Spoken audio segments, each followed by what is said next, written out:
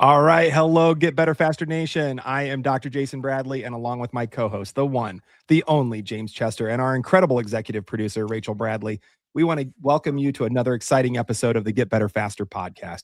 Today, we're joined by a true giant in the world of holistic health and self healing, Dr. Fabrizio Mancini, known to millions as Dr. Fab. He is America's #1 healthy living expert, a world-renowned doctor of chiropractic with over 35 years of experience, 38 in the field, and an international best-selling author. He became one of the youngest university presidents in America at just 33 years old, leading Parker University for over 13 and a half years. You've seen him on Dr. Phil, The Doctors, CNN, Fox News, and major Spanish language networks reaching audiences worldwide. He's the author of 5 books, including The Power of Self-Healing, Chicken Soup for the Chiropractic Soul, and his groundbreaking new book, Self-Health, Reverse Chronic Disease. The president of Mexico even named a university library after him for his contributions to healthcare and education. Dr. Fab mentors hundreds of CEOs, hosts the podcast Ending Chronic Disease, and his mission is simple: to help you unlock your body's natural ability to heal itself. Without further ado, Dr. Fab, my friend, welcome to the show. Well, thank you so much, guys. It's so good to see you. And again, congratulations on this amazing, amazing platform. Thank you. Yeah, it's been a long time coming, and we've built quite a friendship over the past several years. So thanks for joining us today. Thank you, Jim. I had no idea until I started reading like our format for today's show that you were going to be a surgeon. And well, my initial thought was and you got in an accident, right? Yeah, my initial thought was I wanted to be a doctor. It started by me wanting to be a pediatrician. So I went to the University of Dallas, where they set up a rotation for me, Children's Health, which is our biggest pediatric hospital in Dallas, Texas. And I did that for a year, and I realized that hospitals are not the place for children. And it was depressing. And I said to myself, this is definitely not the specialty I want. And then in my second year, I was introduced to neurology, and I started really identifying with the concept of neurology. And I said to myself, well, I want to be a neurosurgeon. So that's pretty much what I had decided until I got into a car accident 6 months before I graduated. Ended up in Parkland Hospital, where I did a rotation in surgery. And an orthopedic surgeon friend of mine saw that the waiting time for the emergency room was 4 hours. So he came down and said, look, Fab, I can give you painkillers, I can give you muscle relaxers, but you need to go see my doctor of chiropractic this afternoon. You have whiplash, and he's going to be the best one to help you. And I just thought it was a specialty of medicine. So that was my introduction to chiropractic. That afternoon, I went to the doctor of chiropractic. His name was Dr. Stephen Benthel. I'll never forget. And that man changed my life with not only what he said, but what he did. Yeah, and it makes me go back to time and think about, at that point, you probably realized that our bodies had this amazing ability to heal themselves if there was nothing interfering with them, right? Well, I didn't know that, believe it or not, until when he brought me back to the room. He looked at my history and he said, oh, I see that you are heading to medical school. So you know what traditional medicine is all about. And this is what he said. In our office in chiropractic, there's 3 things we're going to focus on. The first one is we're going to remind you every single day that your body is a self-healing organism, that your body is already designed to heal itself. Mm-hmm. Number 2, we're going to also show you that you have 12 systems in the body: musculoskeletal system, you have your immune system, you have your cardiovascular system, all of these systems, but there's one system that controls and regulates all the other system, and that's the nervous system. So we're going to be gently adjusting that system in order to help you function better and recover much faster. And then lastly, and this is the one that did it for me, he said, in our office, we're not going to spend much of our time managing your symptoms. We're going to actually address the root cause of any health issues that you may be having. And that is my introduction, I believe, to truly the potential that we all have in these natural health sciences to really change people's lives. I think that's an amazing story. It reminds me of when kind of my own story. I was having chronic migraines and I had seen every specialist known to man. I was in college at the time. And I mean, I think they'd prescribed everything that you could imagine, and everything made my head so dull. And, I was blessed with, a face for radio, if you know what I mean. So I really had my mind, was my best asset, and I didn't like the way that it made me feel. And lo and behold, somebody recommended that I visit a doctor of chiropractic. And I'd never even heard the word chiropractic before. And I visited Dr. James Morley over in the Quad Cities. I was going to the University of Iowa, so about an hour away. And that man changed my entire trajectory of my life. I didn't really know what happened other than I got immediate help, unlike anything and everything else that had been thrown my way. So I really appreciate that story. And I know for myself, and I'm sure Dr. Fab, I don't want to put words in your mouth, but as I went through chiropractic school after I finished my undergrad and went forward, the philosophical background that I got that overlaid the health perspective that chiropractors come with really set the stage for my entire appreciation of what it truly means, to focus on health care. Two things that I think are devoid of the health care that we offer in America, at least up until recently. And I want to jump into that a little bit. One thing that I do want to say though, before we go too deep, and James, when we were in the green room, and I think that you missed this part, but Dr. Fab, you've been touring. I think you said 30 cities in the last 8 weeks. I'm blown away by that. Your book is just again to say what it is. It's self health, reversing chronic disease. The book's doing amazingly well. And I loved that you said that when you work on a project bigger than yourself, especially when you're focused on helping so many people, it just kind of takes on a momentum and an energy of its own. I love that. The book is incredible. If anyone wants to pick that up, we'll have a link to that in the show notes at getbetterfasterpodcast.com. But Dr. Fab, you just returned from being the keynote speaker at the largest wellness event in Mexico City called BNFest. There were over 9,000 attendees. You launched your book, Self Health, in Spanish, so it's in 2 languages now, and you're going to be returning there to be on Televisa, the largest Mexican television network. And really, you've been leading the movement, not only here working with RFK Jr., but also south of our border. And I think that's just so amazing. What I'd like to ask is, I know that you and Bobby Kennedy, you're friends. You have a lot of insider information. Tell me what's going on with Maha. Like, bring us up to speed. We all need an update. Well, it's interesting because as Bobby was running for president, and really my support was really to just make an awareness with so many of us that wanted to shift the way that healthcare is done in the United States. That was the main objective and a big push of his running campaign. And then from there, him and Del Bigtree became big sources of trying to educate the public. And then when he decided to join the Trump organization to be able to take our healthcare system and become the Secretary of Health and Human Services, then that to me became a much bigger mission, because here is a man that has a track record of standing up for the individual's rights and the individual's best interests rather than corporate America. And that's his whole life. You can look back as long as you can remember, the man has been really representing the minority. And now to have somebody with those level of values in the most important position of healthcare, not only in the United States, but around the world, because I want you to know the ripple effect of what's happening in the United States is already impacting ministers of health all over the world that are beginning to see if the United States is actually fighting pharma and fighting the food industry, why aren't we? Why do they know that we don't know? So I started really just being in the background, just supporting the educational component. By the thing that I've always done is that I believe that individuals need to start with a different paradigm. We have a traditional system that evolved in healthcare, primarily by pharmaceutical companies that were investing and funding our medical schools, our research, in order to ensure that pharmaceuticals were the only treatment that they would offer to their patients.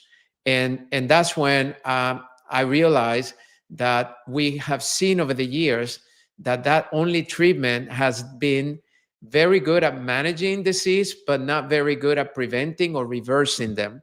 So we knew we have to have a major shift, and to have the one person that actually sued the government and won be in the position now that they can actually make the right decisions and do the right research and let science dictate what is true and what is not true. I've never seen that in the last 38 years that I've been in this as a professional in healthcare. So that's the reason I'm super excited. And I think everybody's already recognizing the many advantages that we have had over the last 9 months because of all the efforts of the administration. I think thank you for sharing that. And oh man, I get so flabbergasted when I start thinking about all of the big work that needs to be done, the work that is getting done. I start unpacking it in my head, and sometimes my mouth can't keep up with it. But what I wanted to comment at, there's so many problems that I don't know that and I mean this out of love and respect for everybody, but I'm not sure that the average American really understands how much pay for play there is within what we call science. I mean, if and I think that, Marcia Angel, one of the immediate past editors of the New England Journal of Medicine, she came out swinging, and this is after the Lancet and BMJ and everyone else was saying the same thing, that, basically to be published in their journal, these big pharmaceutical companies are paying to be in their journals. And also they are, being highly selective and cherry picking, the way their research works, their data sets. And, we always say, follow the science, follow the science. And I mean, if you listen to the actual editors of the science publications, they're saying the science is bought and paid for.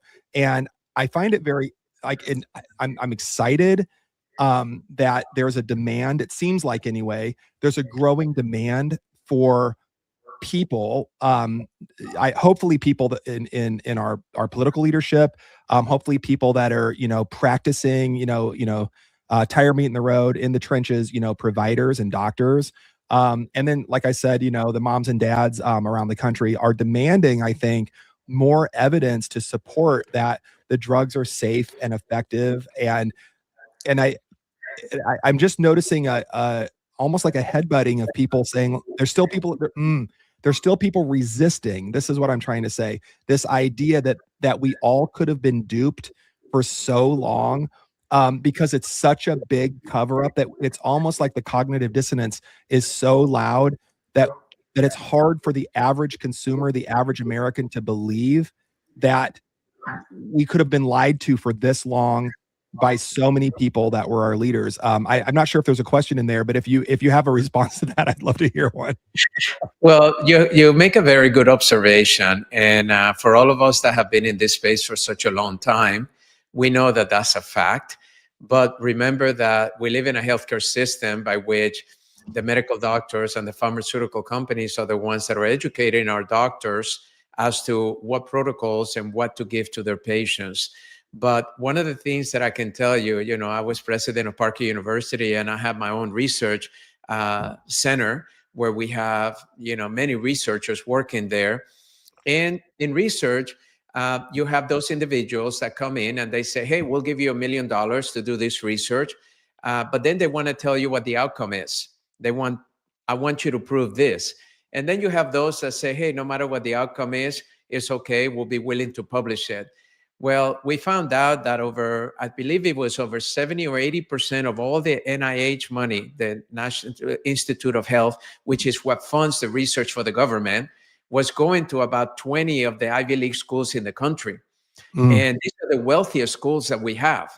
So there is a lot of opportunity to be biased when you're giving that much money into those schools, because now those schools are keeping a lot of that money as profit because it doesn't cost all that money to do the research, right?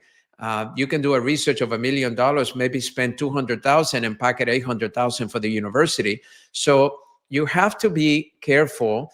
And one of the things that I believe when I hear the administration talk about real science is to ensure that there's no bias. And in fact, Del Victory just recently released a brand new movie that's winning all kinds of awards called Undisputed or An Uncomfortable Truth or something like that, which is where they talk to one of the biggest researchers to do a study on the vaccines. And they said, look, no matter what the outcome is, we can publish it. Well, when we found out the outcome was not to the benefit of the vaccines, they decided to hold it back. And he was actually recorded on tape saying, if I publish this, that's the end of my career. And that's an inconvenient truth. And that's an inconvenient study. Inconvenient study. An inconvenient study. Thank you for that.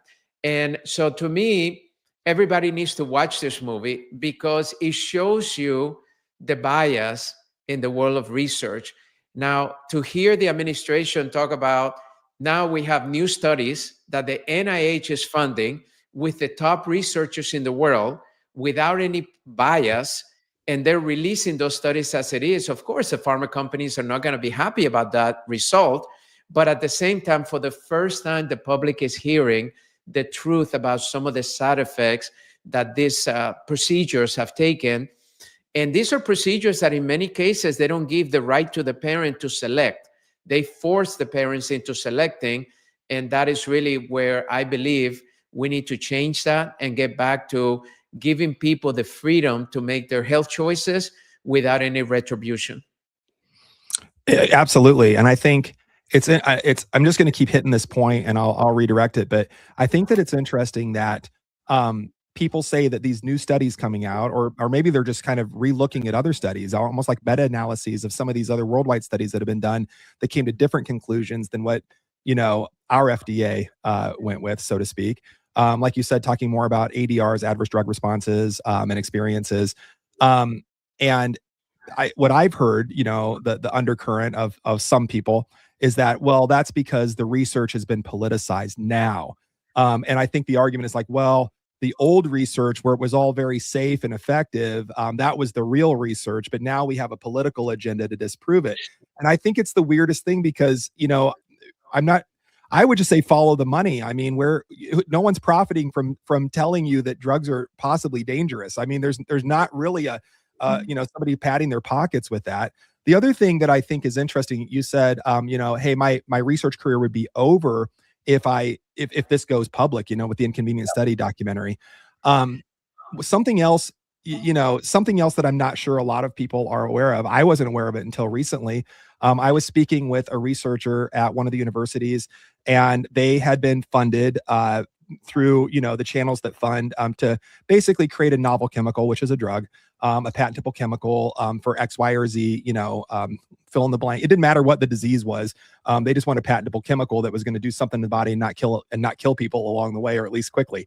And what I didn't realize is when they give that research money to the universities and they have, their PhD students and their master's students working on these chemicals, the university gets to co-patent that chemical sometimes with the big pharma company, and they actually profit from the drug that's created out of our universities. So I mean, it's not only just that one person's research career and that one study. This is like big money for research institutions, research universities, and we're here representing. I always say we're in the lion's den here at the University of Iowa with the largest teaching hospital in the United States. I mean, we literally are sitting here with the largest teaching hospital in the United States that's completely funded by big pharma. And then little Rachel and I are having the Get Better Faster podcast, the voice of dissent, in the belly of the beast. But I didn't even realize how much money it's more money. It's unfathomable to me. It's more money than the gross domestic product of most countries on the planet. It's like these are powerful entities, and for a handful of people in the government to step back and say, we need to question this. These people have become very powerful. They're saying things that might not be true. They're paying, they're cherry picking their data. They're paying for publication to make it look safe so that everyone else can say that it's safe. I mean, and then you have the poor practitioner, like you said, the guy on the streets. I think that Dr. Fab, you'll agree, when I was going through my training, my chiropractic training, my medical training, you too, there's so much information to learn that it's like hooking up a fire hose to your mouth and turning it on and trying to swallow as much as possible. And one of my great friends, Dr. Steve Ball, when he was graduating, he said that he could feel the information dripping out of the back of his head as he was crossing the stage to get his diploma. And that's the way doctors feel. There's so much, but the medical providers are educated from that point forward by the pharmaceutical reps who are coming in and saying, this is safe. Look at the study. It was published here. And again, it's pay for play. But the poor doctors on the end use doctors that are prescribing, they're not even necessarily aware of all the adverse drug responses and all the dangers. Again, I'm not sure if there's a question in there. Thank you for letting me just rhetorically throw things out. I appreciate it, but I'd love to hear a response. Thank you. Well, I think the one thing to understand, as I've been in this space and been looking at the evolution of where we are today, the pandemic, even though as difficult as it was for the whole world, and especially many of our friends and families that struggle with some of the sanctions with it, we realized at that time that some of the information that we were given by the authorities were not correct or complete. In the United States, I remember that there were studies that were being done in Israel, Europe, South America, and they were not allowed in the United States. Individual researchers that were actually showing a way to counteract the virus in a more holistic, faster way. In the United States, it was completely ignored. So now a lot of people died, a lot of people struggle, a lot of people suffer. So I believe the pandemic served also a blessing in disguise, which was it opened the eyes of a lot of people to say, if they weren't truthful on this, could there be that they have been being truthful in other things? And imagine now you have an election in politics where one of the biggest ticket items, which is healthcare, is one because you have somebody like RFK Jr. that has a track record of standing up for the right things and the factual things and supporting the individual rather than corporate America. Now, all of a sudden, we have evaluated the studies that were done all over the world, and that's the studies that we're redoing. We're not redoing things because we want to primarily message something that the administration wants to message. No, we're actually taking the best work of all over the world and redo them here with the top researchers that we have to actually produce a non-biased study that would tell us, is there really something here, which many people have said over the years in other countries, or is it really all a smoking gun that is not true? And what I think is happening right now is that people are now beginning to ask questions. I give you a perfect example. Right now, healthcare in the United States is about the managing of disease, right? So when I wrote my book, and the reason I wrote this book, it was primarily that I heard the administration talk about reversing chronic disease as the biggest mission of the administration.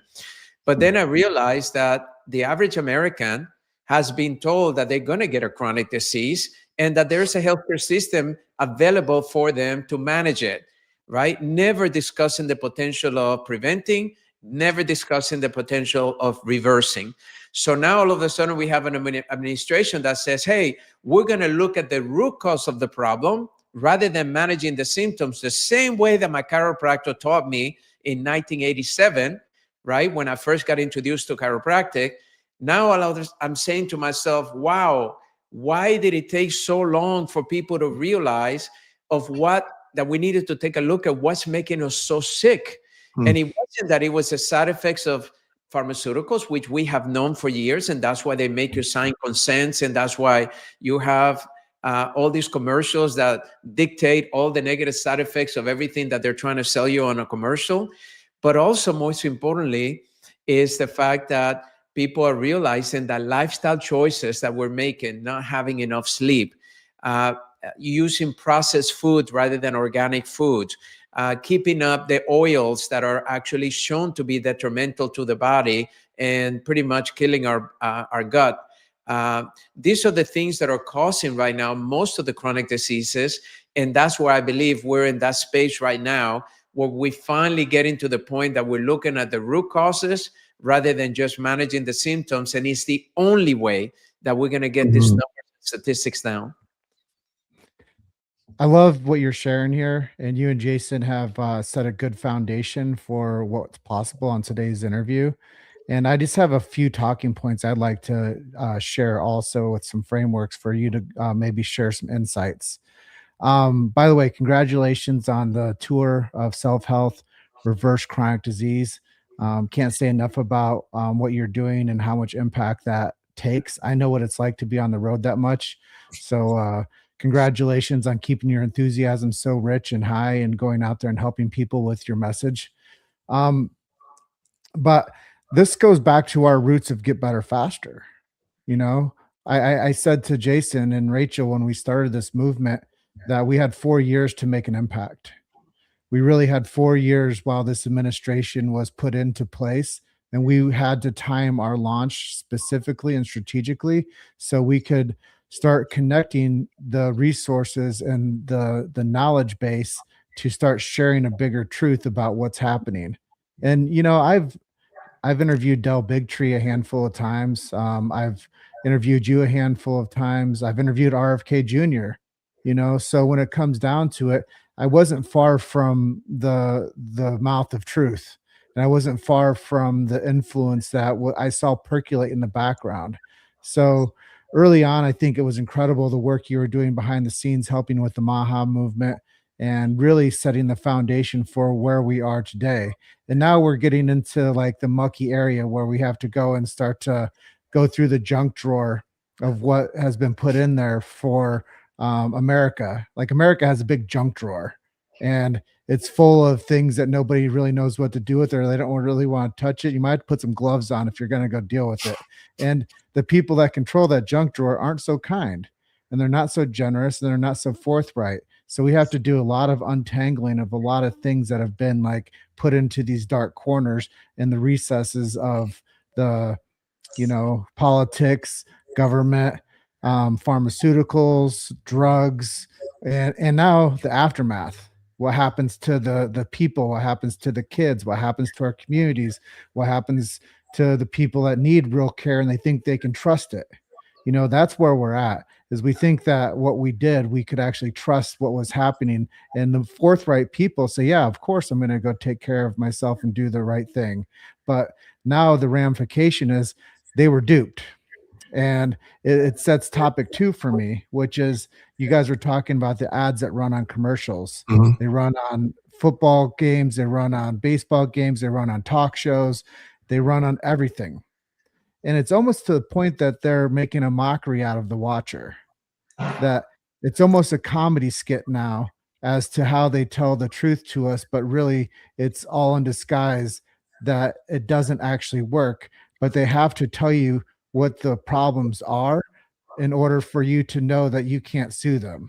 So they have to divulge the dark side of the problem that they're creating in Iowa City, Iowa, and that they're creating at these major healthcare educational institutions that are profiting profit centers now, that we look at as we're just sending our kids off to school, but we don't realize that they're making bombs, not like real bombs, but bombs in our communities that set off day after day after day, not to a mass extinction, but to a mass destruction. Singular. It's a singular destruction of the individual. So I know I'm going on a long, you know, course of thought here with you, because I've been sitting back and listening, and I've been identifying where you are today, Fab, and where you are today, Dr. Jason. And I congratulate both of you for standing in the gap and telling the truth and doing the work, both from a journalistic perspective, but also from speaking to stages and speaking to larger communities. So this gets me to my point. The AMA has historically tried to suppress chiropractic care. Both of you are chiropractors. Um, how did the legal battle shape out for the profession back when we had the Wilkes trial? And why do you think the medical establishment restricted natural approaches for so long? And what can we do to bring chiropractic to the forefront as the real answer for people, and to become, as I've heard every chiropractor for so long say, we need to be port of entry care. and we need to be the ones referring out. How do we like save face, move forward, and become the solution? Well, I'll start and then I'll let Dr. Jason maybe give some comments. But I can tell you, um, I've been very blessed because I entered the profession in 1987, September. The Wills case was finalized in 1988, where the Supreme Court um, gave us a winning verdict for the chiropractic profession. The pharmaceutical companies had to pay us over $88 million, which we put all of that into a research fund that began to do more research for the chiropractic profession. So what was found to be guilty was that the American Medical Association and others were trying to conspire to destroy the chiropractic profession by disseminating lies, not only to the public, but also to the providers, saying that it was unethical to refer to a doctor of chiropractic, and that when they refer doctors to chiropractic, they can be actually sanctioned, and that they were doing something that we were going to hurt the patients. So when we won that, it was a win for the profession. We were putting those funds towards research, and I had the privilege of knowing Dr. Will and all of the parties that were involved in that lawsuit. And I can tell you that the challenge was that we should have also taken maybe half of that money and done a PR campaign to the public, because there was so much damage already done that we needed to counteract and begin to showcase the value of science behind the chiropractic profession. So to answer your question today, there are a lot of initiatives right now by our major associations like the American Chiropractic Association, the International Chiropractic Association, the Summit, which is the leadership in the profession. They're all trying to ensure that we're educating our legislators as to how do we correct this portal of entry, right? Because we have a deficiency of primary care. And now that primary care deficiency is going to nurse practitioners and nurses because they don't have enough doctors. And I think the chiropractor is probably the best first line of defense. Amen. Because we can evaluate the patient before we introduce any potential pharmaceutical or potential surgery. And we should be the ones referring to those specialists because we're the only ones that are still holistic doctors. We look at the whole body. Everything in science, over 95% of the medical doctors that graduate go into a specialty. And for those of you that don't understand what that is that if you have a specialty that is ear, nose, and throat, that's all I'm going to look at. So if you're my patient and you say, but my stomach is hurting too, oh, well, let me refer you to a stomach specialty. And they'll send you to a gastrointestinal specialist. And then if you happen to go to that doctor and happen to say, but my heart has been beating a little faster lately, oh, let me send you to a cardiologist. And now this is where we are. Everybody's looking at the part instead of looking at the whole, which is the only thing. Everything in the body communicates with each other. And that's why chiropractic is so effective, because when we see the patient, we see the whole body. We don't see only the part. So that's one thing. And then, so there's a lot of initiatives, and the blessing is the fact that we have a lot of champions in Washington that are actually pushing our agenda to correct the Medicare deficiency, that we should be the leaders of Medicare instead of being so limited over the last 50 years that we haven't been able to serve that population the way we needed to, and in Medicaid too. So there are champions there. But there's also champions that are trying to bring our research at the forefront. So that way, whenever a patient is considering not only low back pain and neck pain, but considering, that they're not feeling well, why not send them to a doctor of chiropractic, let them evaluate them, and then be able to send them to whatever specialist they may need to go to. But I'm very optimistic. I think that within the next couple of years, we're going to have some major breakthroughs in positioning chiropractic in a way that it will serve the majority of the American people. I just want to say amen to all that. Jim, go ahead. And I want you to jump in on this too, Dr. Jason. But my counter to that is we have the right people now positioned. And I believe in the method of least invasive first. And I think a lot of people would say, if my child has this issue, I don't want to go to the far end of the spectrum to the extreme level and start medicating and taking psychotropic interventions. I want to try to see if I can correct that through the nervous system, just like you did as a young man before you got into chiropractic. Just imagine if the first thing they did to you, Dr. Fab, was to give you an opioid for your condition. You might not be the world leader you are right now, positioned to help both sides of the fence make betterment for the all communities globally. Like, imagine if that was their first thing that they did for you and you didn't get that like tip off from that your surgical buddy saying, hey, go see my chiropractor first. Like, I just think about the ripple effect, and BJ Palmer called it the big idea. And you got the big idea from somebody that cared about your significance and your situation. We need to care about everybody's significance and situations the same way that that man cared about you. And I think that we have the right people in alignment now, pun intended, to get this process going in the right direction for all involved, for the kids that aren't born yet and the kids that are being born today. We need to make sure that they get checked and detected for vertebral subluxation at birth, and not wait till somebody's. I always tell people when I do the work that I do, it's easier to make healthy kids and fix broken adults. And and I think that we don't want anybody to be broken. But if we started the maintenance care early on in life, then there wouldn't be the need for the medical interventions that are not working. They're just not working. Dr. Jason, back to you. Boy, I have so much to unpack here. I'm going to try to do it succinctly. Again, Dr. Fab, thank you for sharing all of that, and just amen to all of that, James, as well.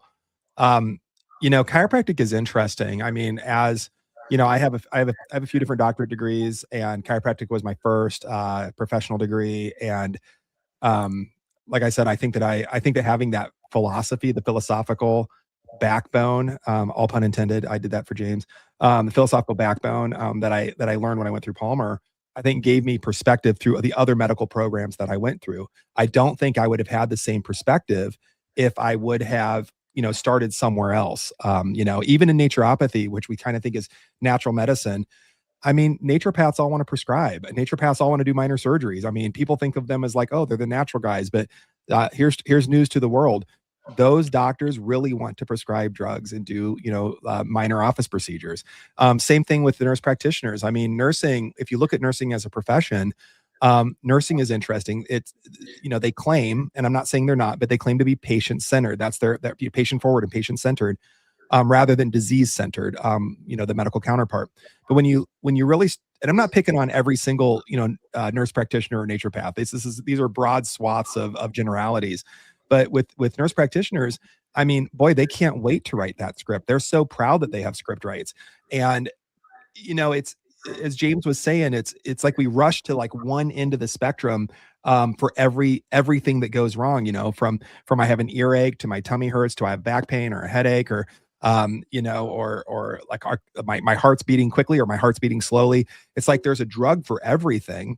And I think Dr. Fab, and I want to bring it back to your book here in a second. I think that chiropractors are unique in that we have, just like, all doctorate level professions, we have to learn about all the ologies, cardiology, gastroenterology, neurology, immunology. I mean, we have to learn it all. But unlike other professions, we don't compartmentalize it into boxes.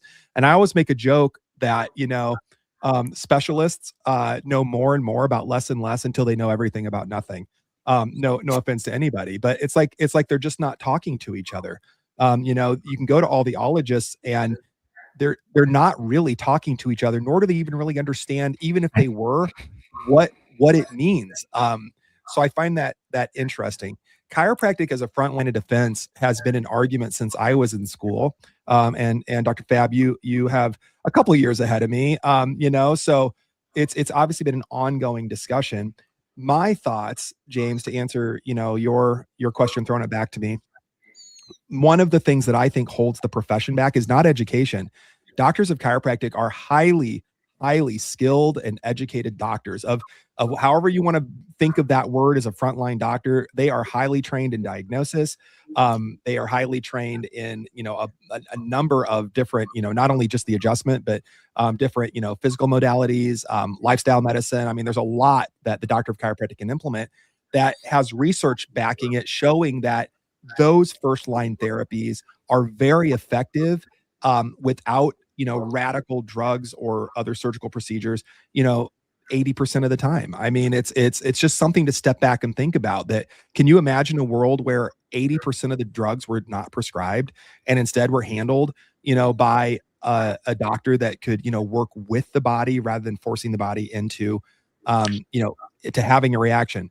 The question is, why, besides the AMA, granted the AMA did some really awful things, and I think that there's, even in my opinion, even though MAHA is going on, I think there's a backlash right now occurring against chiropractic from the medical agencies because of MAHA, because of chiropractic's positioning in this new health order that is being created and will be created. I think there's a lot of fear, and I think the reason that chiropractic can win this battle for the public, I mean, and be the doctors of the future that we're designed to be, as long as we get out of our own way. And I know James and I talk about this quite a bit, but in my opinion, what's holding chiropractic back, and this is completely my opinion, feel free to argue with me, gentlemen. You're both very insightful on this. I think it's because we, as a profession, maybe not Dr. Fab, maybe not me, and like I said, everybody, but as a profession, we have accepted the breadcrumbs, the crumbs of the medical profession, and that those crumbs are back and neck pain, and that's it. And chiropractors become dependent on those payouts from Medicare, Medicaid, other insurance agencies, just for neck, just for headache, just for back pain. And again, I don't want to poo-poo that. Pain is debilitating for so many people. It's what brought Dr. Fab into chiropractic. It's what brought me into chiropractic. But it also, that those crumbs, those scraps that are just left over from the medical profession, especially since they can't prescribe opioids like they used to, and nobody wants to deal with pain anymore. Kick them over to the chiropractic, have the chiropractors paid a drop in the bucket, as far as payments go in the medical system, and let them handle that, and let us fight over those patients instead of working to really develop our profession. I think we're infighting for scraps. I think that's what's holding us back, and I hope that the MAHA movement and Bobby Kennedy and everyone around that team can really bring chiropractic to the forefront as those first line fighters. I do want to quote, almost not verbatim, but paraphrase Dr. Fab from the green room, where he said, the real asset for our children is not just money, but how healthy can we leave them and their generation when we're gone. And I really do believe, Dr. Fab, you were correct when you said that. I mean, it really is about, like, right now, James, you were right when you got a hold of me a year ago and you said, we have to do Get Better Faster right now. We've got 4 years to make this happen and to get this message out. It's really about creating a foundation for the next generation. Like you said, for the babies that aren't born yet and the babies that are being born today. That's my response. Thank you. Thank you. Well, thank you both for sharing. And I think it's so insightful for people to hear these types of conversations in an open forum where nobody has to be right, but we're sharing perspectives of time behind the careers, time behind the integrity, time behind the messaging. And it's time for us to share this message to more and more people. So I think when we get bigger names like Fabrizio Mancini onto the podcast that speaks his truth about 35 years as a chiropractor and you 26 years as a chiropractor, the main intention of this show, Fab, was to infuse chiropractic philosophy with other people in industry that didn't understand chiropractic methods and philosophy, and tell them what innate intelligence is, universal intelligence, subluxation based chiropractic, and the educated intelligence. That was the big idea behind bringing on all these world leaders in the healing arts. It was because a lot of people just don't know what this profession can do, and they don't know why they would go and see a chiropractor. But as you guys talked about, all these multidisciplinary agendas, they're disconnected and they're focusing on one small part of a huge person. And chiropractic addresses all that. They address the nervous system. They address the digestive system. They address all the systems. So it's like a one-stop shop. You can go get all the systems checked at this chiropractor. So, well, one of the things I just wanted to leave it at that. Yeah, and I would tell you to kind of take both of your perspectives. From a foundational perspective, when we talk about a root cause, there is no greater root cause than a interference in the nervous system. We call that a subluxation in chiropractic, but that interference in the nervous system is the biggest root cause of them all. Then from there, you have then interferences of a root cause, which are our lifestyle choices, which I already went through a little bit, like polluting our bodies with unfiltered water, alcohol, too much alcohol, unprocessed foods, or processed foods. I mean, all of these things that we already know of.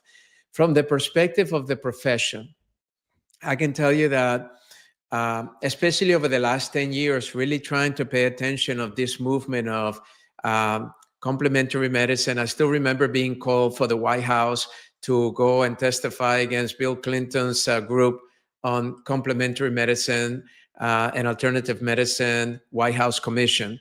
I'll never forget that day, walking there and giving testimony. And I was one of the first people that they called. And then contributing to that movement. And then we went from complementary and alternatives to then functional. And then we went from functional to integrative. So all of this evolution is to say that what I started noticing is that chiropractic was being left out of the discussion because most people perceived us as a pain profession.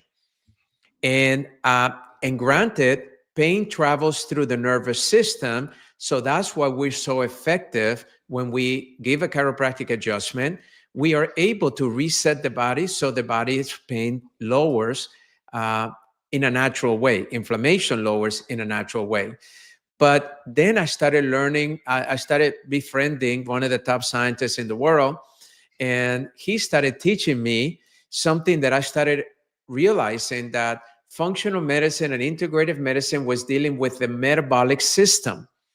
And the metabolic system is the foundation of most of the chronic diseases like heart disease, cancer, obesity, diabetes, arthritis. All of those, for the most part, are metabolic in nature.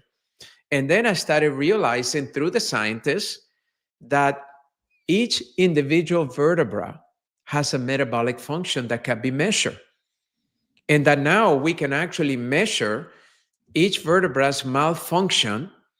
And then we teach the chiropractor how to palpate properly and ensure that, let's say, the thoracic tube is malfunctioning through a marker that we just did in functional testing. Now I can palpate it and realize, oh yeah, T2 is out of alignment. I can correct that adjustment. I can correct that spine and then measure it again and be able to show the efficacy of chiropractic. So to me, I'm working really hard to try to position the chiropractic profession not only as a neurological profession, but a metabolic profession that is actually can be one of the greatest contributors to reducing the metabolic malfunction of the body, which is the reason why so many people are sick. So I believe that now we have an opportunity that we can stay within our scope of practice, which in most states is musculoskeletal, in some states is neuromusculoskeletal, but skeletal is always part of the language. And skeletal is really, we're called spine doctors. Why? Because we primarily go through the spine to affect the function of the body.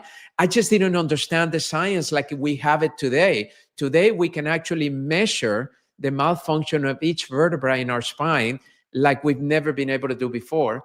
And I believe that that's where we're going to shine, and we're going to actually be able to get to the rightful place of being the first line of defense. When a patient doesn't feel well, they should go to a doctor of chiropractic first and then be referred from a doctor of chiropractic into a specialty in medicine, in my opinion. Mm-hmm. Thank you, Fab. The title of this segment is called Chiropractic Hidden in Plain Sight. I love it. It's been here all along, and it's the obvious place to look, just nobody knew where to go and find it. And the reason I say this is because when I go out and do the work that I do, when I find people for chiropractic services, I say the reason that you're probably dealing with this today is because you don't know where to go or who to trust. Yeah. So once we develop that, what you're talking about, and give them pathways of where to go, now it's the reason Jason was talking about the crumbs and how the profession gets these crumbs. Imagine if there was a referral network coming straight from big box medicine straight to the chiropractor, where they were getting referrals of all these people that needed the system of chiropractic. It would be a complete upside down game. And we would have all the people coming to chiropractic and nobody using the pharmaceutical interventions. And that would be crisis care management instead of lifestyle care management. So, Dr. Jason, back to you. I just want to say that not the referral to the chiropractic doctors, but I think the chiropractic doctors should be the portal of entry, and that they're the ones referring out. Yeah. I think the whole system needs to be reversed. And when that happens, pharmaceutical sales are going to go down like crazy. The profiteering that happens within those companies is going to, be diminished dramatically. And when we start looking at adverse drug responses, we're still going to see them, but they won't be affecting, the millions and millions of people that they do. It would be, the unfortunate few that, the conservative care, the conservative management that the doctor of chiropractic can, that can help with, those people that have to be put through to, more aggressive care, more dangerous care. I mean, there's a time and a place for everything. I think that we can argue that. I don't know. I just think the whole system needs to be flip-flop. But this is what I want to bring it back to, because we've said a few things, and I just want to bring this back. Part of the chiropractic philosophy is there is an innate intelligence that basically our bodies know how to heal. We are created or programmed or evolved, or we were created to evolve, or however you want to, whatever language you want to use there. But our bodies have an innate system that knows how to heal itself. James is always saying, if you get a scrape on your arm, you don't have to do anything for it to heal. It's just your body knows what to do. It's going to heal that scrape. It's going to heal that cut. If you break a bone, and it's hopefully aligned the right way, set the right way, your body's going to know how to heal that bone. Your body knows, when we always talk about, bypass surgeries. If you talk to a thoracic surgeon, they're not going to tell you this when you're lining up for the surgery, but when you're talking to a thoracic surgeon and somebody's like, oh, they need a quadruple bypass or all that, there is a process called collateralization, where the body's arteries, the arteries that are feeding the heart, they've already grown around the sclerotic area that's closed off, that blocked artery, and they're trying to feed the heart in other ways. I mean, the body has an innate sense to heal itself all the time. And I think, Dr. Fab, this is one of your primary premises, I'm not sure if that's the right word, in your book, Self-Health. You talk about the body being a self-healing organism. So I would just say, what are the core principles that our listeners could understand to help activate this healing potential within themselves? What do they need to be doing? Well, it's a great question, and it goes back to my introduction to chiropractic. I never forget when I was asked by the founders of Chicken Soup series, Jack Canfield and Mark Victor Hansen. They asked me to write the chiropractic component of that series. And initially I said no. I think I didn't feel like I was the one. And they said that they wouldn't do it unless I was the one to do it. And I'll never forget, I went and sent an email and a letter to many of our chiropractic people and say, would you please share this with your patients and see if your patients will be willing to share their benefit of chiropractic. And there was a questionnaire that they had to answer, about 10 questions, and then they submitted it to Chicken Soup. I never forget, in less than a month, we got over 6,000 patients that submitted their value. And Jack Canfield called me one day and said, Fab, we have miracle after miracle after miracle. How is this so? How is it that chiropractic can be helping so many people and most people don't even know? So according to our philosophy in chiropractic, like James said, is in our philosophy of chiropractic, we have a premise that said that there's a universal intelligence. Most of us call that intelligence God. You can call it the universe, whatever you feel comfortable calling it. That universal intelligence is the one that created everything around us, right? And we know that that's where things come from. The interesting thing is that that intelligence is actually tied into each individual body. And that's the word that we've used before, called innate intelligence. So innate intelligence is the expression of universal in our bodies. So our bodies are actually already in tune with something much bigger than the body itself. That's what when people say to me, how is it that we have become a profession that is like a last resort for people? And that is because when physical medicine or traditional medicine right now has a drug and that drug doesn't have the ability to help somebody, and it run into limitations, or there is no drug, or the patient can't take it because of the side effects, now all of a sudden they say to themselves, what do I do? They come to a doctor of chiropractic, we evaluate them, we check them, we correct whatever interferences we may see in the body. But all we're doing through that correction is tying in that innate intelligence with universal, which allows the body now to tap into a much bigger healing source than the body itself. And that's where people miss the boat. We're not dealing with just the body's ability to heal. We're dealing with a direct source with unlimited healing. And that's why people have claimed year after year of just about every condition known to man where chiropractic has been beneficial when other things haven't. So to me, I think it's important for those of you that are listening that when you see a doctor of chiropractic, you're seeing a premise, a philosophy, a viewpoint on health that is the biggest and the largest, because we're the only healthcare profession that acknowledges a much greater entity than the body itself. Science tries to break the part and tries to analyze the part to such a degree to try to make sense of what's happening. But what it's doing in that case is missing the bigger picture. I know that Jim called it the bigger idea. The big idea is the fact that we are part of something much greater than ourselves. And that body's ability to heal is unlimited if you tap into it properly. Chiropractic is one of the best ways to tap into that universal intelligence. And that's what I've discovered. So this last year, I've been blessed to be asked to be a keynote speaker at the biggest events in integrative medicine, functional medicine, biohacking, you name it. And lately, they've been asking me one question. What is the number one functional medicine activity that you recommend to people? What is the number one biohacking thing that you do? What is the number one integrative procedure that you do that you feel people need to consider? And you know what my answer is? For the last 38 years, I've been adjusted at least once a week for the last 38 years.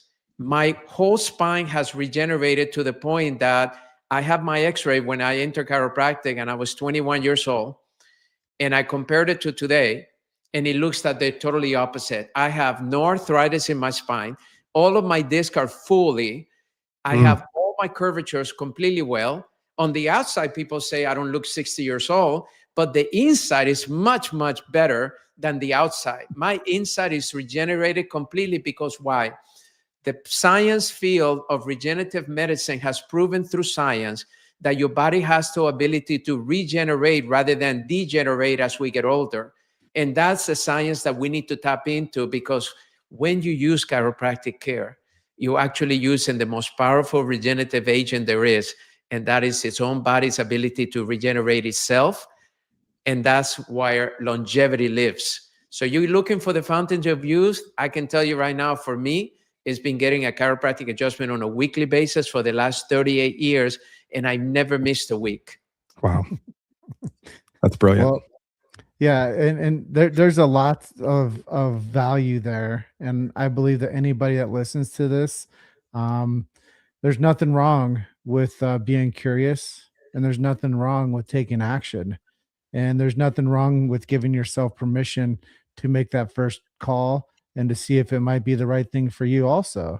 So I think your testimony that right there is the same as what you were getting from Chicken Soup for the Soul from many other people that were telling them your story about how chiropractics helped them and changed their life. Now, I have one question I want to pass over to Jason, but Chicken Soup for the Soul, you said that you were part of that project. What did that do for your career?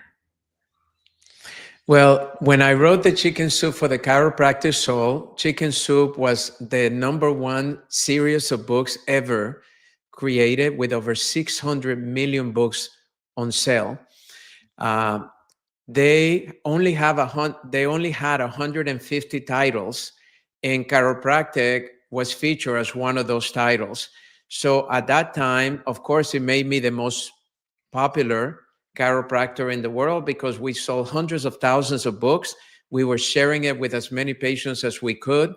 And the whole idea was not only to support the 36 to 40 million patients we see in the United States on a yearly basis, was to actually get that message all over the world so that way people can recognize the value of chiropractic care, not through our words, not through our interpretations, but through actually the words and the stories of those patients themselves that shared in that book. Great. You know, that's really what I wanted to come home story. And I wanted you to bring it all home for us because I know that you have the new book now, and then you have the first book there.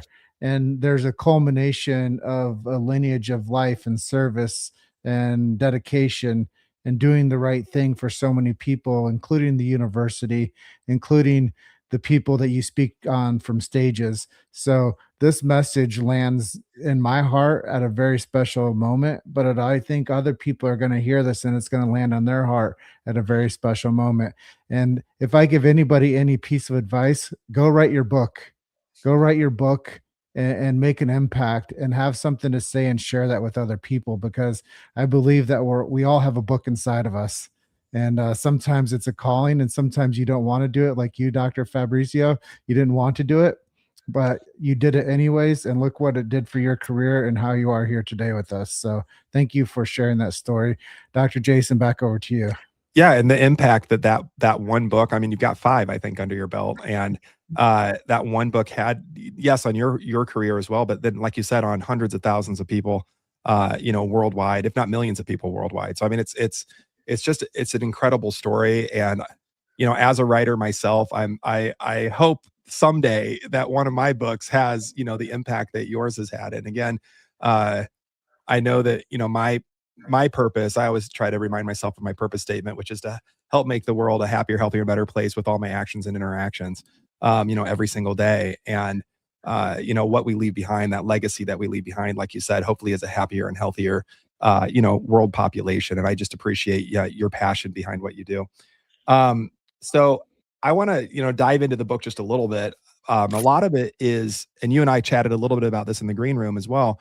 I think that coming back to post-pandemic, if I can just, I feel like we're like talking about, pre-war and after the war, but post-pandemic, I think there's been an interesting I'm going to use the word interesting here, an interesting amount of skepticism that has arisen, even in people that don't want to give up their hold or their belief in the powers that be. I still think that there's been an insertion of a little bit of skepticism. And I think that for, James always says, at the end of our show, keep questioning everything. It's one of our driving messages with Get Better Faster is there are solutions out there. You might not have heard of them, but there are solutions that are out there. And that's what this show is all about, is bringing those solutions, giving them the light that they might not otherwise see.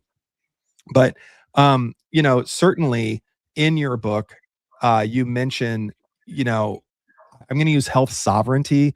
I mean that you are your own best doctor. I don't know if you say those words, but ultimately, when we lay out the foundation, in addition to the chiropractic adjustments every week, which I do the same thing, Rachel and I do the same thing. I know that James does as well. And in addition to that, when we lay out a foundation, a healthy foundation of drinking water, having electrolytes, eating real food, moving every day, getting enough sleep, working on nervous system regulation and stress management, being around a healthy community, and really laying down this foundation of what it takes to be healthy. It seems so simple, and it is, but it's not necessarily easy. And I toy with these words. It's simple but not easy. Can you walk me through the simplicity of your book, and yet why is it not easy for people? Tell me what's going on there. Well, when I decided to write this book was during the inauguration in Washington, D.C., when I realized that most people don't understand this concept of chronic disease. Why is it almost 90% or 70 or 80% of our healthcare costs? Why is it that 76% of adults in America have a chronic disease? If you're past 60 years old, you have between 3 and 4 chronic diseases that you're dealing with. Why is it that now has become over 50% of children in the United States have a chronic disease? This is unheard of numbers. So I wanted people to recognize that a chronic disease is like when you're born, you're given a backpack, an invisible backpack. And as you are getting older, if you get vaccinated, if you get some of the shots that people are recommending that now are being found to be not as they used to tell us that it was, if all of a sudden you're not getting breastfed, but you're getting formula instead, if you don't have an environment that is healthy where you're sleeping plenty of time, all of those things is like putting a rock in your invisible backpack. And as you get older, in your teenage years, you start eating terrible foods, not sleeping enough, abusing your body, more rocks into your backpack. Then you get into your 20s and you start working harder and you don't pay attention to your health. You sacrifice pretty much everything for the sake of just earning, and then you put in more rocks. Well, as you get older, that's really what becomes chronic disease. The good news is all that it takes is for you to start making a different choice in your life today that is better than the one you made yesterday. So if today, let's say yesterday I slept 3 hours, well, today I'm going to ensure that I cut down all of my electronics at least 3 hours before I go to bed, right? Because we know the blue light right now, it stimulates the brain to the point that it doesn't let you sleep. And one of the biggest causes why people are not sleeping at night. Another one is that you're going to have a routine that you sleep at the same hour every time, so the body can get used to your rhythms, and it can actually do that. All of those things is like removing a rock out of your backpack. So you can actually reverse most of these chronic diseases by simply making better choices. That's really the essence of the book. You know, for me, I mentioned earlier, one of the best choices I have made is to get a chiropractic adjustment on a weekly basis. Why? Because I knew it was going to reset my whole system and allow my body to function as a whole better than if I didn't get that chiropractic adjustment. It's foundational for me. I'm not trying to get rid of a back pain. I never had one. I'm not trying to get rid of a headache. I rarely even I've gotten a headache in my whole life. You know, I'm going through a foundational process by which it allows my body to function better. Now, my lifestyle choices, that's what when the new science is showing where most of the chronic disease is living, is in the choices that we're making every single day. So all I'm saying to people is, look, in this book, I broke it down for you to understand what a chronic disease is, where it comes from. And more importantly, I broke it into chapters that are the most popular topics today, the most popular chronic diseases. I included even stem cells and peptides and all the stuff that is popular right now, so you can understand. I did a whole chapter in chiropractic because that is my core. That's what I've been promoting all these years. And I did it because I want people to understand that as you unpack this book, in every chapter, I give you the top choices that have been proven by science to help you reverse or prevent that particular area in your life. And that's really what I'm hoping to, that this book serves for the 80% of the people that do not subscribe to our paradigm, to our way of thinking that we should be getting healthier as you get older, like I have, right? I'm at 60 years old. I'm a lot healthier than I was 20, a lot healthier in every way. All of my blood work, all of my spine x-rays, MRIs, everything I've done shows today that I'm at the healthiest that I've ever been in my life. Why? Because I'm making good choices every day. And I look forward to being 100 and plus 100 in order to show people that all of us are meant to be over 120 years old, is what the new science is saying. Why is it that once we pass 50, everybody's starting to struggle? And most people are now by 60, they're having 2 or 3 or 4 chronic diseases. We need to reverse that. We need to stop that. And we need to take care of this body because we only get one body. We cannot trade this in. Look, you can trade in your car if you don't take care of it. You can trade in your house or your apartment if you don't take care of it. You can trade in your shoes if you don't take care of it. You cannot trade this body in. You got to take care of it every single day with all that you have, because if you take care of it today, it will take care of you tomorrow. And that's the simple philosophy of what the book is all about. Thank you for sharing that. I'm going to pass it to Dr. Jason after one small comment. It's because you made health a priority. you're the example of who you are right now is because you've made it a priority, and you remove things out of your life that don't belong. You add things in that do belong, and you're very clear with what belongs and what doesn't. I'm a mountaineer. I hike 14,000-foot peaks, and it's not the mountain that kills you, it's the pebble in your shoe, or maybe it's the boulder in your backpack. I don't know. But Dr. Jason, back to you. Yeah, no, Dr. Fab, James, thank you so much. I'm going to pull a word that, I'm just going to pull a concept back that Dr. Fab was talking about being younger, I can't believe it. Did you say you're 60? Is that, I mean, I can't believe your age. I mean, you definitely look 40 years younger on the outside, and I think you're probably even younger on the inside. I love that. But I think this, coming back to the innate power that, the power that made the body heals the body, is what we're talking about. The body can remodel itself. And I like that word, remodeling. Everyone likes to remodel their interior. I mean, who doesn't like that? I want a new bathroom. I want a new bedroom. I want a new living room, a new kitchen. We're remodeling all the time. But if we give our bodies what it needs to be healthy, and really lean into what does my body need, and especially if we start at a very young age, the younger the better. I mean, our bodies will remodel. I mean, like we said, that universal intelligence that's working inside of us with our innate intelligence, it knows what to do. I like this quote, and I'm going to mess it up, but so please correct me here. But it's the best time to plant a tree is 20 years ago, but the next best time is right now.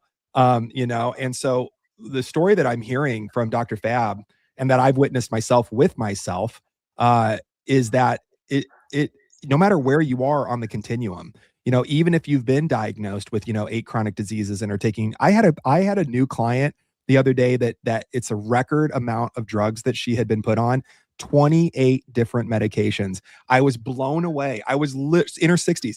I was blown away. And I think that we all know that I think it's, if you're on 6 medications or more, the chances of an iatrogenic effect, meaning the drugs are interacting with each other, is nearly at 100%. She was on 28. At any rate, it doesn't really matter where you are on the spectrum of health versus disease. If you start taking care of your body now and giving it what it needs now, again, the right healthy foods, the water, the electrolytes, working on de-stressing and stress management, nervous system regulation, sleep patterns like Dr. Fab was talking about, being around a healthy community that's uplifting and supportive, and doesn't just want you to go down to the bar and drink and smoke all night. I mean, you're going to find a body, and get your chiropractic adjustments every week. You're going to find a body that responds really well and starts to remodel itself. And I just wanted to throw out that, James and I agree on a lot of things. One of the things that we differ in is this thing that I'm wearing right here. I like wearables. I like technology. I love technology. I'm not saying he's right. I get James's point, but I love the data. I'm a data guy. I'm a left brain guy. And I'm really proud to report to both of you that my two main I don't know what you call them, smart devices or whatever they are, feedback devices that I use, are an Aura Ring, and then I have a Hume Health like body composition analyzer. And interestingly, I've been posting about this on social. Over even the last 6 months, I'm leaning really heavily into my own health, doing everything that's in Dr. Fab's book, by the way. This is if you want my blueprint, it's Dr. Fab's book. And what I'm doing, my Aura Ring tells me and my Hume body analyzer, my body composition, my visceral fat, the way that my bone density is, my muscle mass, etc. Both devices independently, without knowing each other, tell me that I am 11 years younger than my chronological age. And I'm really proud of that, because if we go back, oh shoot, I don't know, a couple decades in my life, I was in San Antonio dying from a near stroke with my blood pressure, way over 200, way over 180. I mean, I was laying in an MRI dying, thinking I was never going to see my family again, never going to tell my children that I love them ever again in my life. And I had all the crazy erratic thoughts where I was, like, who's going to help? Who's going to be their dad? Who's going to be the man in their life to to explain to them the way the world works and impart all that great wisdom that I have? I'm only being a little facetious there. I got really worried about those things, and I started praying to God, give me another chance, give me an opportunity to leave this tomb of an MRI. And I will devote the rest of my life to helping as many people as I can reclaiming their own health. And I, of course, I made it. The spoiler alert, I made it. But I first had to clean my own health up. And again, with all of the granular aspects that are in Dr. Fab's book of self-health, that's exactly what I did to reclaim my own health. And then I just, started running forward with as many patients as I could help. And now we have the books and the podcast and all that. But really, it's an inspiration to think that no matter where you are on that spectrum, no matter what age you're at, no matter if you're in an MRI dying of a near stroke, or you've had a stroke, or your body's degenerated, or you're on 28 medications, when you give your body what it needs, it just doesn't need interference. When you give it what it needs and remove the interference, you'll get better.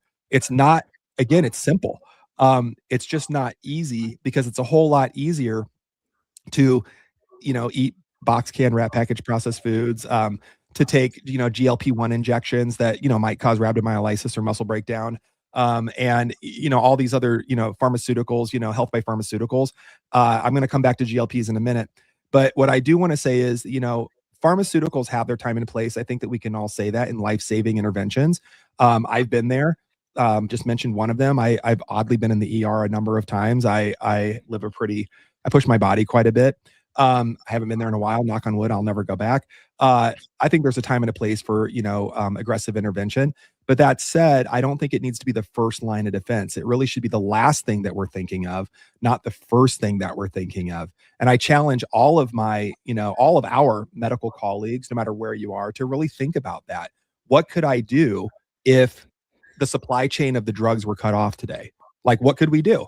And I think that those of us in certain healing fields, chiropractic, have a lot of tools in our toolbox. I think other people in other healing fields don't have anything in their toolbox. And I just think it's something for practitioners to think about. I think it's something for providers to think about, for the public to think about. And again, if you guys want a blueprint of, where to start, no matter where you are on that spectrum, get that book, Self-Health. We'll have the links to Dr. Fab's, website and the book, and the podcast, his podcast, and everything. It'll be on our podcast, getbetterfasterpodcast.com. Check that out. It'll all be there for you in the show notes. I want to come back to GLP-1s because, and I know we're getting short on time. I am watching the time, and I don't want to unpack something too big. But Dr. Fab, you said something to me that blew me away before we got on the show today. And James, I don't know if you've heard this, but I was literally, I think my jaw hit the ground, and I didn't even know what to say.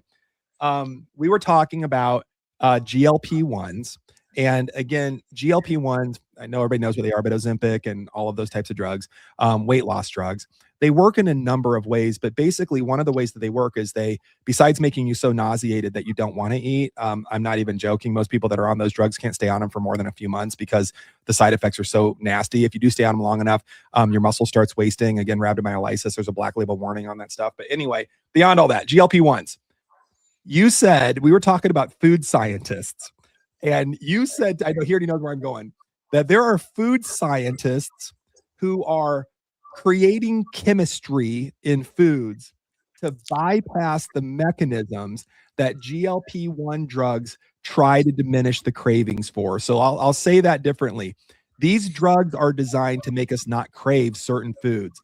The food industry doesn't want you to not eat their food. So they are creating chemicals, novel chemicals, to bypass those blocked cravings so that you'll still want to eat those Doritos.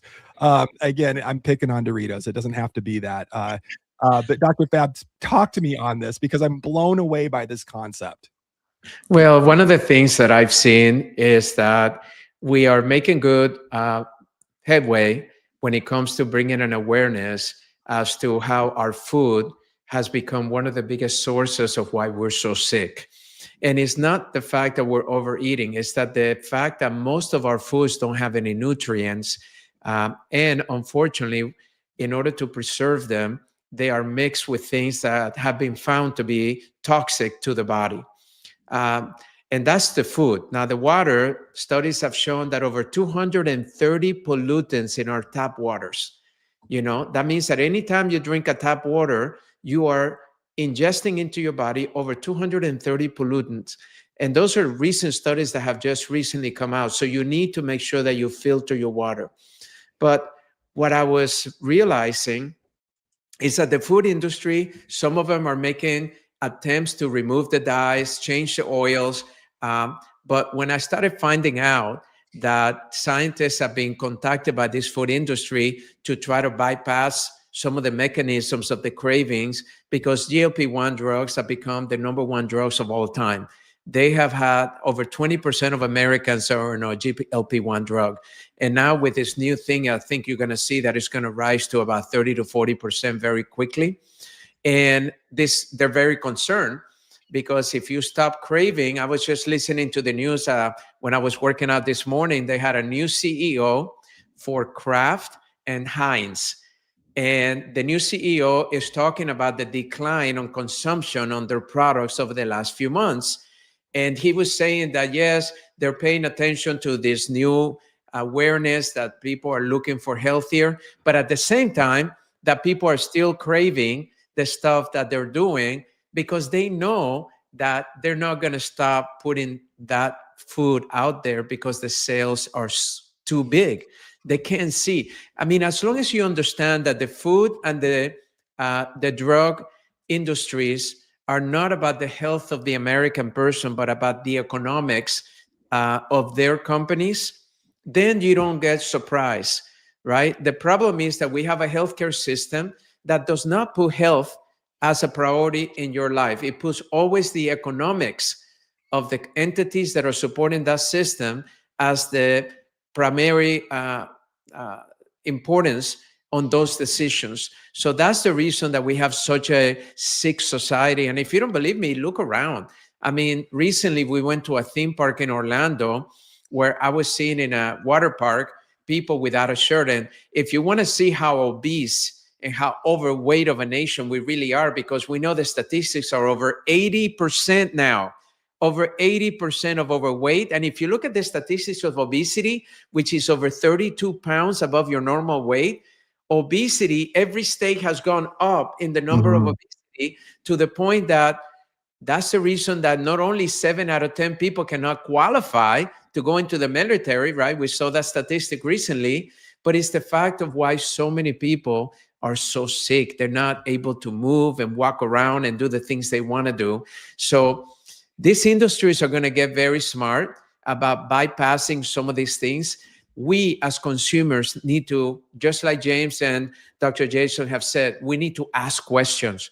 We need to ask yourself, is this helping me become healthier, or is this contributed to my unhealthy symptoms? And if the answer is contributing, begin to make a change. One by one. I'm not asking people to change everything in their lives because that's not sustainable. But I do want you to make small changes every day to the point that you realize within a short period of time, your life, your body will be totally transformed because now you're removing the contributors to the reason why you're so sick today. Absolutely. I want to just underscore all of that. And I'm going to plant a seed and then another seed. Our health insurance, I just found out, gives a 20% reduction on the premium, the monthly premium, if the weight is kept below a certain amount, and also your insulin is below a certain amount, and and I was like, wow, that's a good incentivization for people. I think, putting money where your mouth is. So I'm going to plant that seed that maybe we can chat about that. And the other seed is, Dr. Fab, we're coming up on kind of time for our show, and I know you have a call in like 15 minutes. So I just want to say thank you again. We definitely want to have you back on for, Dr. Fab part 2, part 3, part 5, however long this conversation goes. I want to thank you for your time today. And then I want to just pass it back over to James quickly for some closing questions and remarks. Yeah. Fab, it's really nice to just see you again and to virtually have you on screen. But you made a point, Dr. Jason made a point, and you have to ask yourselves, the people listening, what are you eating? What are you drinking? Because those are contributing to the bottom line of your health. And whether we make a word for it and call it metabolic syndrome, whether we make another word for it and call it obesity, maybe another word for it, we call it overweight. Whatever it might be, your longevity depends on what you eat and what you drink. So keep that in mind as we close out today's show.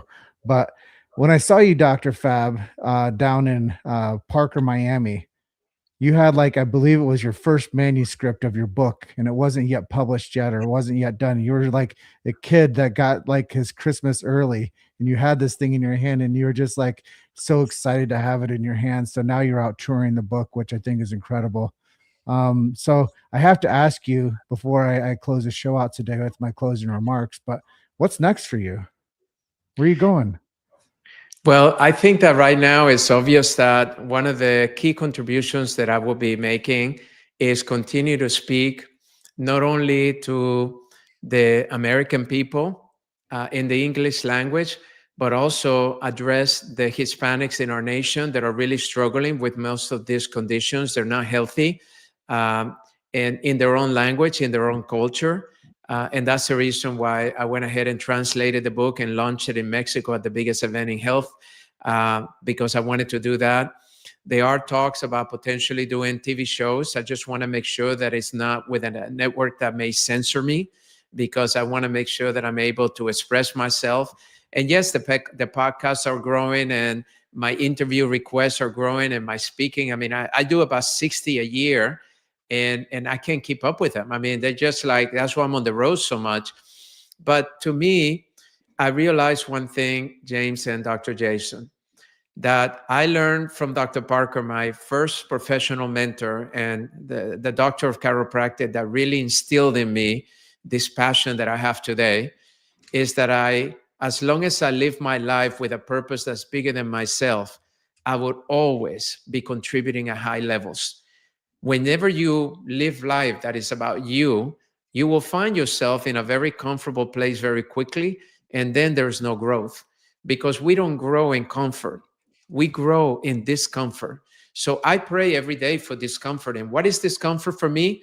To go out there and put myself on the line and put myself in an uncomfortable position to talk about topics that are not popular today. And some of environments don't even want to listen to it. But you know what? It's not about me. It's not about my opinions. It's about the facts that we live in a sicker society today than we've ever lived. We have a generation of children that are not expected to have a lifespan greater than their parents. That means that a lot of parents are burying their children today because of the choices that they're making in their household. I wrote a whole chapter on how to teach parents to teach their kids how to be healthy by example. Not by telling them what to do, but by showing them what to do, by encouraging them to prepare a meal with them, by inviting them for a walk or a run or a bike ride, by showing them that activities is what we need to spend our time with, instead of watching TV, playing video games, or scrolling social media. So to me, James, to answer that question, I know that I'm only an instrument of something much bigger than myself, and I'm here to serve. And whatever I'm being called to do, just like I have been all these years, 38 years, in being in very uncomfortable positions that I kept saying, no, it's not for me, just like I did when I was asked to be president of Parker, just when I was asked to speak at Parker seminars for the first time as a student, ever spoke at a Parker seminar, just as I did when I was asked to testify in the White House Commission of Complementary and Alternative Medicine, just when I was asked to write the book, Chicken Soup for the Chiropractic Soul, just when I was asked to be on Dr. Phil, and my whole life changed because he shared with the world what chiropractic had done for him and for so many others. I continue to put myself in those positions because I'm living on a mission bigger than me, and that is the health of humanity. So I will do whatever I'm being called to do in order to fulfill that mission. Thanks for that. Beautiful. And if you guys get a chance to find Dr. Fab on the road speaking somewhere, make sure you sharpen your pencils and get in front row, because he's probably going to say some things you want to catch and you want to make note of. And get his book. And I just can't say enough about today's episode, what we've been able to cover and the topics we've been able to tackle. Now, the next big initiative for you, Fab, might make you feel uncomfortable. Let's work with Bobby Kennedy Jr. to get the pharmaceutical commercials off of TV, so we're no longer the laughing stock. Yes. In networks. And we can actually promote health and healthy well-being, and to think about how we can build curiosity into how we feed ourselves and how we quench our thirsts. But Dr. Fab, this has been absolutely transformational, not just for me, not just for Jason, but for the Get Better Faster listeners and viewers. And for our listeners, if you're struggling with chronic disease, feeling let down by conventional healthcare system, or just want to take control of your health journey, Dr. Fab's new book, Self Health, is your roadmap to reversing chronic disease through daily lifestyle choices, the things that we've been talking about on this whole thing. You have to be curious though, and you have to read the book. Like, readers are leaders, so read and lead. Remember, nobody's coming to save you, but solutions like this can prove you can save yourself. Dr. Fab, thank you again. Thank you so much. And to you all, our Get Better Faster Nation, thank you for listening and your continued support. You know, the best way to show your support is share this episode if somebody needs to hear this message, especially if they need to understand the healing art of chiropractic. And don't forget to subscribe so you never miss an episode and get all the behind the scenes action we've got coming your way. We've got more incredible guests lined up who are going to blow your mind with real solutions for reclaiming your health, your happiness, and your life. Until next time, keep questioning everything and keep getting better faster. Thank you, Dr. Fab. Thank you, Dr. Jason. Thanks, Dr. Fab. Thanks, James. All right. Bye for Love now. y'all. Part 2 is coming soon.